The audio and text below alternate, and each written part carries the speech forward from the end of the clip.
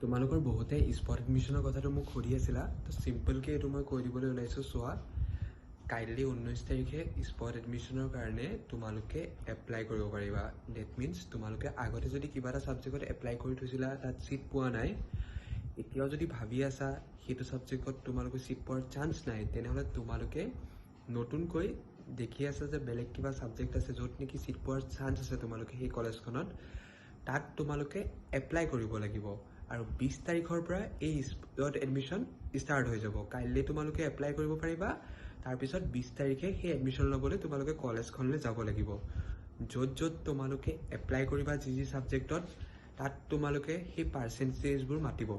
ধৰা example the বুজাই দি আছোঁ, এখন কলেজত ধৰা তুমি আগতে পলিটিকেলত এপ্লাই কৰিছিলা, পলিটিকেল ছায়েন্সত, তাত তুমি নেপালা কাৰণ পাৰ্চেণ্টেজ তাত বেছি গ'ল, কাট অফ।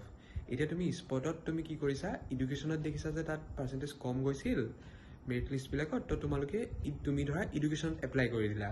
এতিয়া এডুকেশ্যনত তুমি স্পটত এডমিশ্যন এপ্লাই কৰিলে প্ৰথম কথা হ'ল তাত ছিট খালী থাকিব লাগিব। তাত চাবা ছামাৰ্ট পৰ্টেলত দেখাই দিয়ে ক'ত কিমান ভেকেঞ্চি আছে, তো সেইটো চাই তোমালোকে এপ্লাই কৰিবা।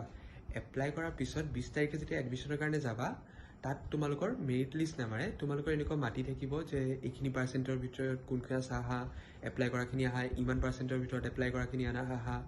তেতিয়া তোমালোকে থিতাতে যদি তোমালোকৰ পাৰ্চেণ্টেজটো তাৰ ভিতৰত আহে, তেওঁলোকৰ যিটো পাৰ্চেণ্টেজলৈকে কৈ গৈছে, তেতিয়া তোমালোকে লগে লগে তাত এডমিশ্যন ল'ব পাৰিবা। তো স্পট এডমিশ্যনটো ইমানেই চিম্পল প্ৰচেছ একদম।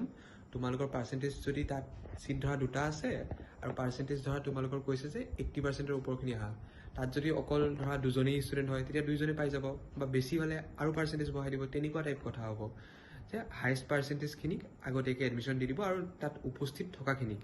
এনেকুৱা নহয় যে কিছুমান বাহিৰত আছা, তাত যোৱা নাই, তেতিয়া এডমিশ্যন দিব, তেনেকুৱা নহয়। তাত তোমালোকে এডমিশ্যনৰ টাইমত যেতিয়া পাৰ্চেণ্টেজবোৰ মাতি থাকিব, তোমালোক থাকিব লাগিব। তো তোমালোকে মই এটা কথা কৈ থওঁ, যদি 2খন কলেজত এপ্লাই কৰি থৈছা, তে এখন কলেজত তুমি আৰু এখন কলেজত তোমাৰ গাৰ্জেন বহি থাকিবলৈ দিবা। বহি পেলাই যদি পাৰ্চেণ্টেজ যোনখনত পাইছা পটককৈ মানে কনফাৰ্ম কৰাই ল'ব দিবা, ল'ৰাজন আহি আছে এডমিশ্যন অকণ ৰক কৈ দিব, বা তুমি যদি আছা তুমি নিজে কনফাৰ্ম কৰাই ল'বা। মুঠতে পাৰিলে যি পাৰ্চেণ্টেজ চাই ল'বা আৰু ভেকেঞ্চি লিষ্ট চাই পেলাই পিছতহে এপ্লাই কৰিবা। একো বেলেগ ৰিস্ক নল'বা। এপ্লাই কৰোঁতে কেয়াৰফুল হ'বা। কালি ভালকৈ এপ্লাই কৰিবা বুলি আশা কৰিলোঁ। কিবা যদি প্ৰব্লেম হয়, নাজানা, ইনফৰ্মেশ্যনবোৰ দিয়া আছে, আই হোপ চাই ল'লে বুজি পাবা। আৰু কিবা নুবুজিলে কমেণ্টত জনাবা, আমি হেল্প কৰিব ট্ৰাই কৰিম। Thank you. আৰু চেনেলটো ছাবস্ক্ৰাইব কৰিব নাপাহৰিবা।